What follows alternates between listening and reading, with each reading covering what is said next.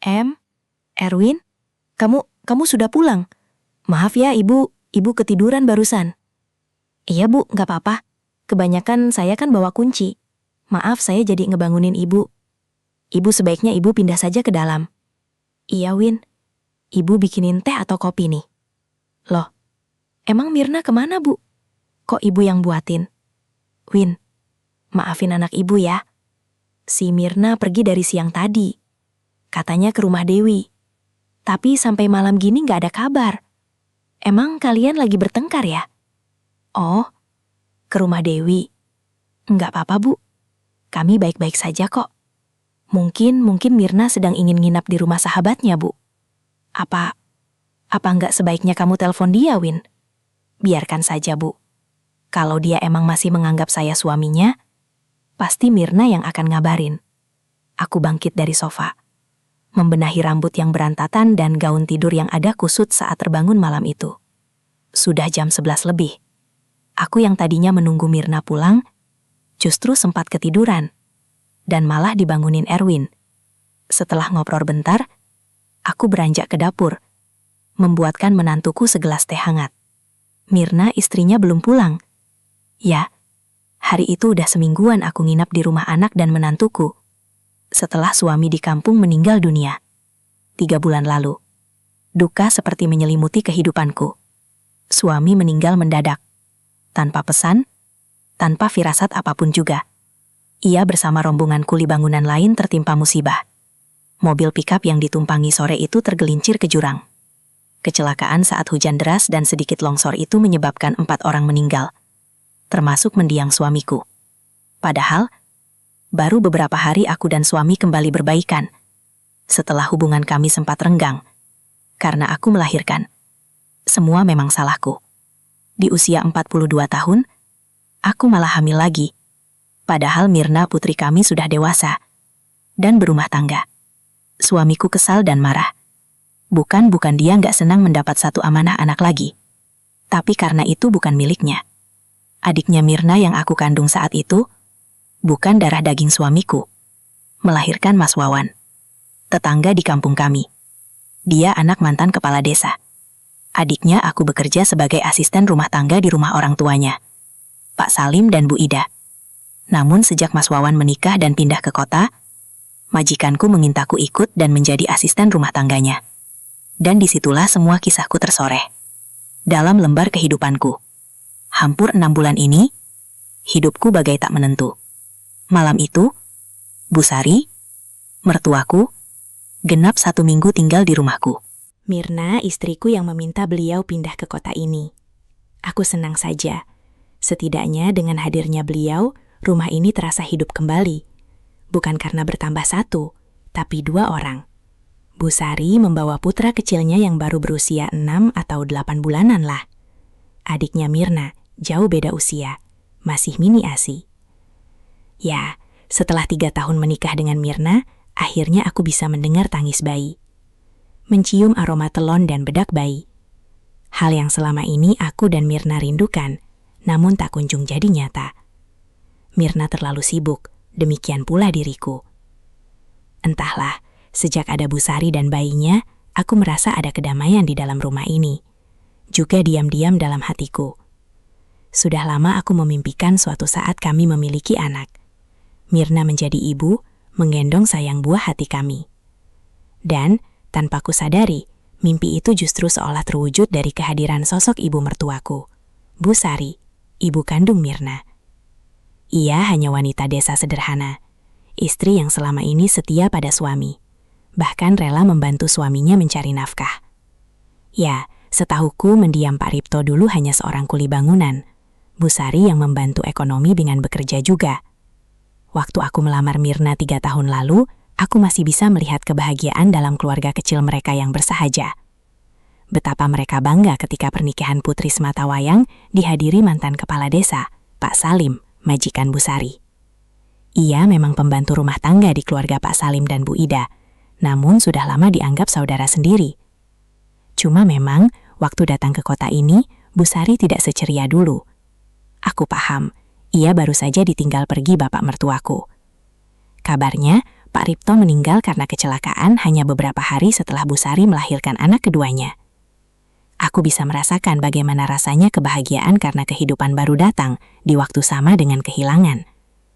Bu Sari tersenyum karena melahirkan adiknya Mirna, sekaligus menangis pilu karena kepergian Pak Ripto suaminya selamanya. Mirna yang meminta ibunya pindah ke kota kami, tapi Bu Sari tak pernah tahu kalau di saat yang sama rumah tangga ini retak. Sebenarnya, aku tahu kalau Mirna bukan ke rumah Dewi. Sebenarnya sudah hampir setahun ini, rumah ini hanya kepalsuan. Istriku berubah sejak dipromosikan menjadi asisten manajer di kantornya. Lebih sering pergi, lebih sering lembur. Win, ini tehnya. Diminum mumpung hangat. Apa? Apa kamu mau ibu bikinkan air hangat juga untuk mandi, Win? Makasih, Bu. Nggak usah repot, Bu. Saya sudah mandi kok tadi di kantor. Emang saya kurang wangi ya? Bukan itu maksud ibu. Kamu wangi kok, kirain belum sempat mandi.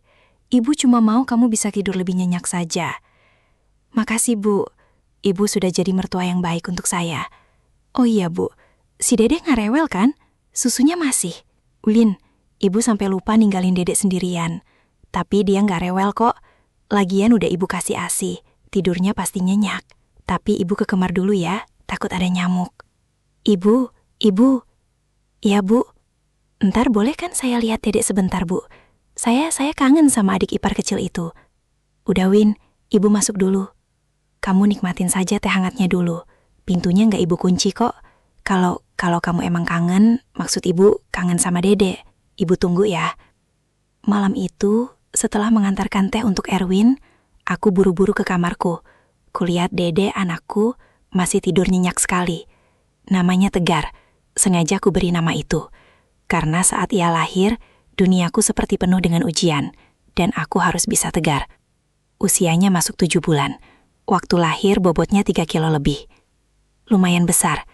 Ia putih, mancung, tak mirip dengan suamiku. Lebih mirip dengan Mas Wawan, anak majikanku. Lelaki yang masa kecilnya pernah kurawat dengan tanganku sendiri. Dulu, waktu pertama kali bekerja sebagai pembantu di rumah Pak Salim dan Bu Ida, Mas Wawan masih kecil, baru masuk SMP. Ia seusia, bahkan sekelas dengan Mirna, putriku satu-satunya. Mereka juga berteman akrab, sangat akrab sekali. Aku bahkan tahu kalau sejak SMA, Mas Wawan naksir pada Mirna. Ia sempat menitipkan salamnya lewat aku, ibunya. Sayangnya Mirna putriku menolak. Bukan karena ia tak mau, tapi karena Mirna tak bisa. Sebab sudah menganggap saudara. Tidak ada yang berubah setelahnya. Namun ketika 3 tahun lalu Mirna menikah dengan Erwin, semua berubah. Di hari kebahagiaan putriku, hanya Pak Salim dan Bu Ida yang hadir dan ikut bahagia. Sementara Mas Wawan tidak. Kupikir saat itu memang ia tak bisa datang karena masih kuliah di Yogyakarta. Namun ia tak hadir karena menyimpan luka hati. Setahun kemudian, setelah wisuda dan kembali ke daerah kami, Mas Wawan pun menyusul menikah dengan teman kuliah. Nasibnya bagus, sebab setelah menikah, ia langsung terpilih menjadi anggota dewan di kabupaten. Legislata paling muda. Semua karena nama besar Pak Salim ayahnya. Mantan kades 4 periode itu bisa mudah meraup suara rakyat untuk anaknya. Sampai aku diminta untuk ikut ke kota dan menjadi pembantu rumah tangganya. Aku sama sekali tak pernah menaruh curiga. Kupikir Nundian, istrinya, adalah wanita yang paling tepat dan serasi untuknya. Tapi nyatanya dalam hatinya masih ada Mirna. Dan semua terungkap setelah hampir setahun aku bekerja di rumahnya. Malam itu mengubah semua alur hidupku. Bu Ida mempercayakanku ikut pindah dan bekerja di rumah Mas Wawan. Karena dia percaya kalau hanya aku yang bisa cocok. Sejak remaja, Mas Wawan memang hanya mau makan bila aku yang masak. Dia bahkan bisa tahu kalau itu bukan buatanku. Sudah lama juga aku sangat memahami gimana karakter anak bungsu dari majikanku itu. Aku juga sering jadi tempat curhat. Tapi malam itu semuanya berubah. Nundian, istrinya, sedang hamil besar dan baru seminggu pulang ke kota asal orang tuanya. Rencananya Nundian akan melahirkan di sana, di dekat kedua orang tuanya, dan baru akan kembali setelah anaknya lahir. Otomatis tinggal aku dan Mas Wawan di rumah yang lumayan besar itu. Aku hanya pembantu, dan dia adalah majikanku. Awalnya semua berjalan biasa saja, sama seperti dulu. Aku mengurus rumah, masak untuknya, dan menyiapkan semuanya. Akan tetapi malam itu ia mulai bertanya tentang kabar Mirna, putriku. Mas Wawan mengaku masih sangat mencintainya. Bahkan katanya ia rela aja kalau menunggu hingga Mirna menjadi janda. Entah cerai dengan suaminya atau suaminya tiada. Aku kaget. Sebagai ibunya, aku langsung mengucap istighfar. Mana boleh Mas Wawan berharap seperti itu pada putriku. Ku nasihati dia agar jangan sampai punya pikiran seburuk itu. Gimanapun Mirna sudah bersuami dan dia pun punya istri. Entah tersadar akan ucapanku atau apa. Saat itu Mas Wawan langsung mendekat diriku. Ia menangis seperti remaja dulu. Menangis ketika cinta pertamanya ditolak oleh Mirna putriku. Aku biarkan saja dia menumpahkan perasaan sedihnya itu. Waktu dia bilang izinkan dia memelukku dan menganggap aku Mirna. Aku hanya mengangguk kalau itu bisa membantunya. Kalau dengan itu dia bisa melupakan Mirna dan bisa kembali harmonis dengan Nondian. Aku tak akan keberatan sedikit pun. Toh sejak dia remaja aku sudah sering menjadi tempat curhat baginya. Tapi aku seolah lupa satu hal. Dia bukan anak kecil. Mas Wawan bukan remaja SMP yang dulu rapuh saat cintanya ditolak. Ia sudah jadi lelaki dewasa yang sudah berumah tangga. Aku baru terhenyak ketika dengan lembut ia mengecup keningku. Suaranya berat saat menyebut nama Mirna di telingaku. Jujur banyak yang bilang aku ini cantik dan mirip dengan Mirna putriku.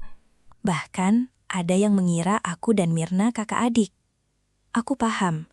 Mungkin malam itu Mas Wawan seperti kembali ke masa lalunya dan melihat sosok Mirna pada diriku. Kubiarkan saja ia larut dalam pikirannya.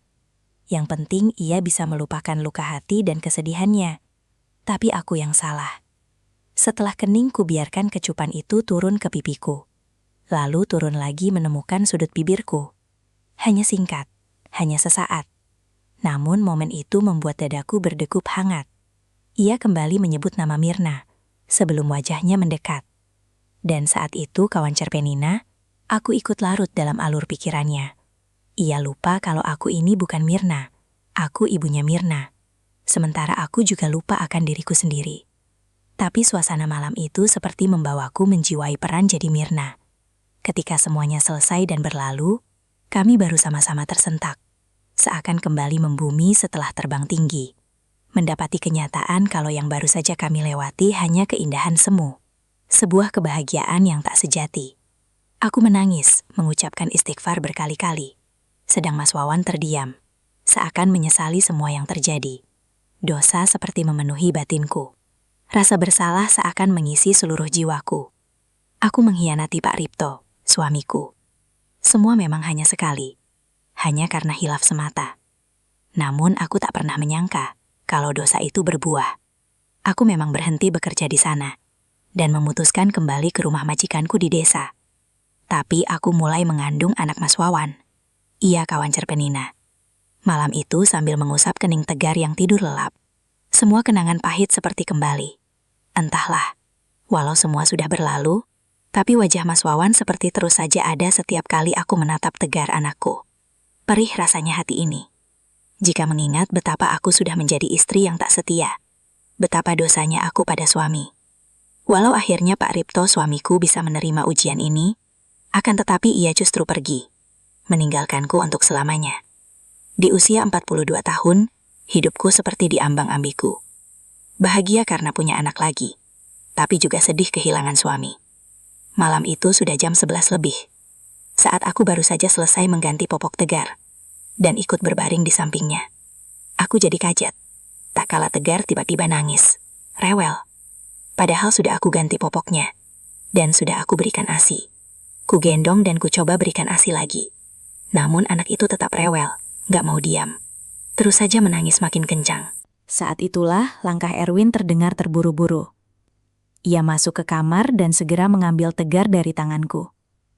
Gak tahu kenapa, tangisan Tegar langsung hening. Ia kembali tidur dan gak rewel lagi dalam gendongan Erwin. Win, maaf ya jadi ngerepotin kamu. Harusnya kamu istirahat. Malah terganggu tangisan Dedek. Gak apa-apa, Bu. Saya senang kok bisa gendong Dedek. Kangen rasanya kalau sehari gak ketemu. Win, makasih ya. Kamu sudah jadi menantu yang baik untuk Ibu. Iya, Bu. Makasih juga. Ibu sudah jadi mertua yang baik untuk saya. Tapi Bu, maaf, itu ditutup dulu. Mungkin Ibu lupa. Astagfirullah. Win, maaf. Ibu beneran lupa. Kalau tadi si Dede habis minum. Ibu jadi malu, Win. Nggak apa-apa, Bu.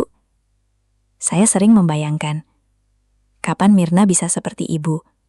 Jadi wanita utuh, punya anak, dan merawat anak kami bersama.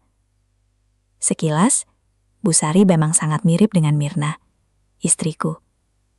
Ibarat kata mereka seperti pinang dibelah dua, jika bersama. Jujur saja malam itu Dede, anaknya, memang kembali lelap dalam gendonganku. Tapi justru dadaku yang tak tenang. Mungkin karena sudah lama aku berharap bisa menjadi seorang ayah. Sesuatu yang sudah 3 tahun tak pernah terwujud. Mungkin juga karena aku melihat sosok Mirna dalam karakteristik yang berbeda. Dalam diri Bu Sari, ibu kandung istriku. Yang jelas, malam itu batinku terasa nyaman. Seperti suami yang lupa rasa lelah setelah bertemu anak dan istrinya. Apalagi saat wajah Bu Sari merona merah. Ketika aku sedikit bercanda, ia tergesa merapikan kancing gaunnya. Malu-malu. Ia kawan cerpenina.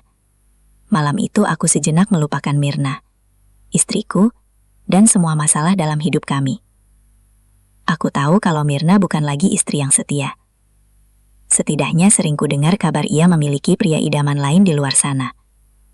Entah siapa namanya, yang pasti lelaki itu menjabat anggota dewan, dan konon anggota termuda di DPRD Kabupaten. Bu Sari tersenyum saat melihatku bisa kembali ceria menggendong Dede. Lalu, tanpa bisa kutahan, aku pun jujur padanya. Malam itu aku tak menyangka kalau aku bisa mengeluarkan semua unek-unek dan kegelisahanku tentang Mirna kepadanya. Ia kelihatan kaget ketika aku bilang Mirna punya kekasih lain. Anggota dewan, yang aku tak kenal siapa sebenarnya namanya. Dan aku tentu saja lebih kaget ketika dengan jujur Bu Sari menceritakan semua. Bahwa lelaki itu adalah bapak dari Dede. Malam itu, sesuatu seperti menggantung di kamar belakang. Hening, tapi bukan kosong. Hangat, tapi bikin menggigil. Namun saat aku memberanikan diri untuk mendekatinya, Bu Sari diam saja. Hanya air mata yang perlahan menetes di pipinya. Hanya beberapa saat setelah aku menaruh Dede keranjang, Bu Sari memelukku, erat, sambil terisak menumpahkan kesedihan. Aku membeku. Tanganku ragu membelai rambut dan punggungnya. Betapa satu nama telah menghancurkan semua. Wawan.